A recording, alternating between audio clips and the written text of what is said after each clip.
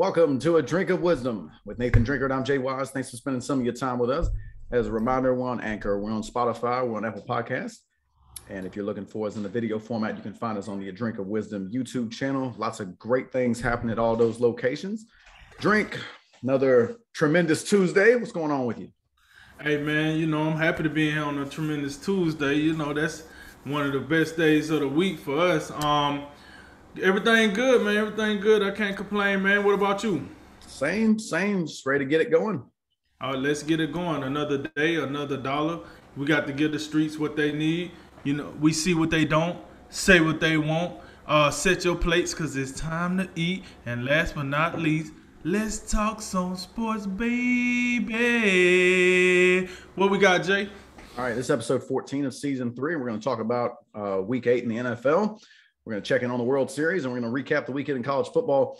But we start with two blockbuster NFL news stories that hit this week.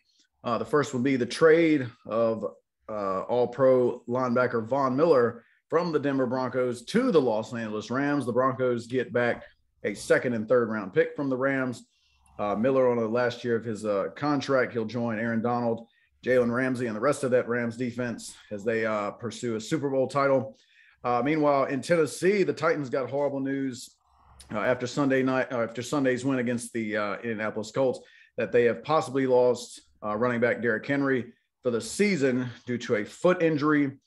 They have already signed Adrian Peterson as a move to compensate for that loss, but still a huge blow to their team. Drink, for you, what's the bigger news story out of these two stories? Well, for me, I think the biggest news story, and it ain't even close, to be honest with you, is Derrick Henry. Here's the deal.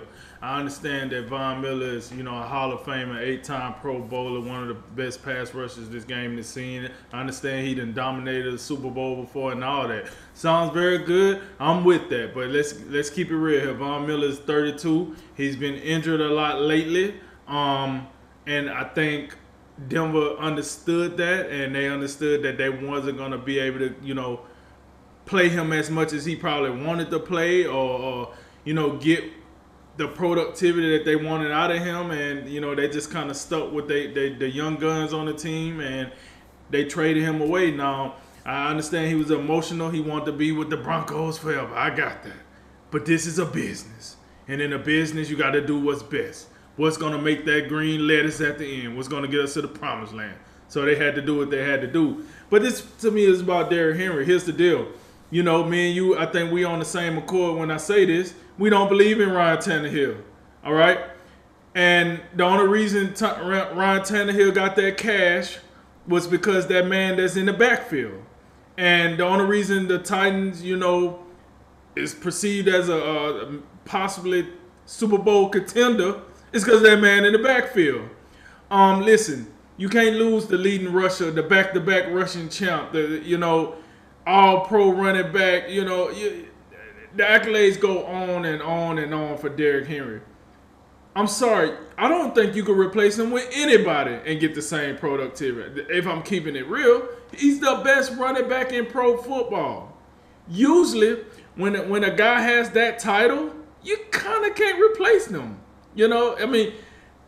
Listen, I don't know how close it is to the number 2 guy or the number 3 guy, but something tells me without even looking it up that it might be a good little, space in between. And the only reason that the second guy is probably close, because there's some games where, teams just went all out to stop him and they didn't play much of the pass because, Ryan Tannehill, we don't really care. We don't think he can beat us. A.J. Brown was flopping around for the first 4 weeks of the season. He just started coming alive. And quite frankly, Julio hasn't lived up to the health bill yet. He's kind of been in and out of the lineup since he's been there. So, it's Derrick Henry, I think, by a mile. Listen, Derrick Henry was starting to give running backs hope again. We talk about this all the time. We talk about, the life expectancy of a running back. And as soon as you pay them, they don't perform. And Derrick Henry, he was starting to look like a guy that, hey, he got paid and he's still performing. Now he hurt his foot. Now, I'm not, not to any fault of himself. injuries is part of the game. But there's no way you look at Tennessee the same way you looked at them before, Derrick Henry. And like I told you before the show, when you play the Tennessee Titans, your first course of action is to stop Derrick Henry. That's what you go in practice. That's what you prepare for. You stop Derrick Henry. Says no team in the NFL, let's stop Ryan Tannehill first. No team says that. Nobody. I'm sorry. Jacksonville don't say it. The Jets don't say it. No. Let's stop Ryan Tannehill. No. Let's stop Derrick Henry first. Right? Now you don't have that. Adrian Peterson, listen. I got it. Hall of Famer, legend, however you want to put it. That's all sweet and cake. When he get to Canton, Ohio, I want to hear all about that. But as far as what he going to do for the rest of this season for the Tennessee Titans, I don't know. Now, I don't think it's going to be enough. Now, I think teams will say, now let's go and stop, Ryan Tannehill now. Because I don't know if Adrian Peterson really going to do enough to make you say, load the box up. Let's stop AP. Now, I don't want to be disrespectful. The guy's a legend. I got it. But he's replacing Derrick Henry. He's not replacing James Robinson. He's not replacing, Sony Michel. He's replacing Derrick Henry. We have to keep that in mind. I'm not trying to be disrespectful to everything that Adrian Peterson had brought to the game and everything he'd done for the game. But you got to be kidding me if you think he still has the skill set to replace the number one running back in today's NFL. You got to be kidding me with that. And, if I'm far off, Jay, I'm pretty sure you're going to let me know about myself. But as far as I'm concerned, well, first of all, when the news first broke that Derrick Henry was going to be gone for the rest of the year, I was like, oh, that's devastating. Now, it seemed like they didn't backtrack a little bit, and they said 6 to 10 weeks, so they possibly could, if they, was to make the playoffs, you get them probably towards the end of the season, go into the playoffs with them. I don't know how effective he would be coming off an injury like that. It is his foot. He is a tall guy, and he, we know how important your feet could be when you're like that height. Either way, if he comes back in time enough for them to make a playoff run, good for them. But yeah, man, it's definitely the loss of Derrick Henry. I think in practicality, the loss of Derrick Henry for the Titans is a bigger deal. But as far as which one caught my attention, and as far as which one has more news value, I think the Von Miller trade is just as big a deal, maybe a little bit more so. Maybe I'm a little biased, being a Denver Broncos situation.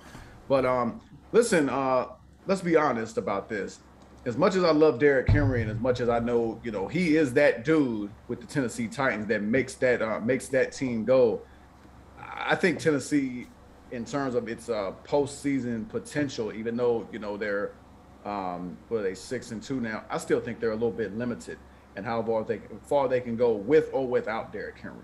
So now that you don't have him, I think it's devastating. I think they will miss the playoffs. Even though, I think there's a feeling out there that Adrian Peterson is going to step in and maybe, even at the age of 36, I still think, Adrian Peterson, he got something left in the tank. He's a similar back to Derrick Henry. They're going to be fine. I'm not sure about that. I'm going to have to see something on that first. But the thing about Von Miller going to the Rams is we talked about how the NFC is a top-heavy picture right now. There's 5 teams, or might be, I think it's down to 4 now with Tampa Bay losing. There's 4 one-loss teams, I believe. So this is a move that can, when you look back on the regular season as you head to the postseason, this is a move that can kind of, get a team ahead. When you look at Von Miller coming over to the Rams, you talked about his resume a little bit. He's a unanimous member of the 2010s All-Decade team. Since he came into the league, he's got the most sacks among active players, just ahead of the likes of J.J. Watt and Chandler Jones. You mentioned the All-Pros. I think he's got 9 All-Pro selections, 5 first team, 4 second team. It's just a stunning resume. He has been banged up lately. We know he missed pretty much the entire season last season. He's been a little nicked up with an ankle. But he did have a really nice start to the season. He had 4 sacks in the first 3 games. He's been a little bit more under wraps lately. But, I mean, the sad thing about him leaving Denver for me was when Bradley Chubb got drafted, that looked like a match made in heaven. That looked like, on paper, the best pass rush duo in football. We never really got to see it because one year is Bradley Chubb. He's out for the season. The next year is Von Miller out for the season. We never really saw them together.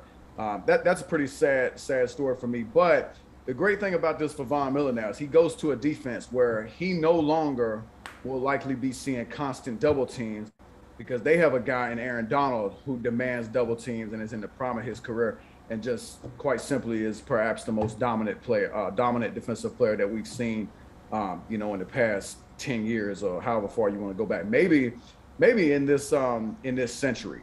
So I think the prospect of Von Miller and Aaron Donald rushing the quarterback, also with a third guy in Jalen Ramsey, you got 3 bona fide superstars on your defense right now. And I think all offensive lines, all quarterbacks, that the Rams could come up against, they got to be very concerned. And I think this is a move that, looking back on the season when it's all said and done, we can say, man, that is the transaction that put this team ahead and made the biggest of difference. They've already shown that they can beat the Bucks. They did lose to the Cardinals, but I mean, we just saw the Cardinals and their struggles against Green Bay. I think the Rams, from a physicality perspective, I think they're the more physical team. I think they're gonna bounce back and they'll remember that game. And I think at this point, this move makes them the prohibitive favorites, and that's why I think Von Miller to the Rams is the slightly bigger news story for me.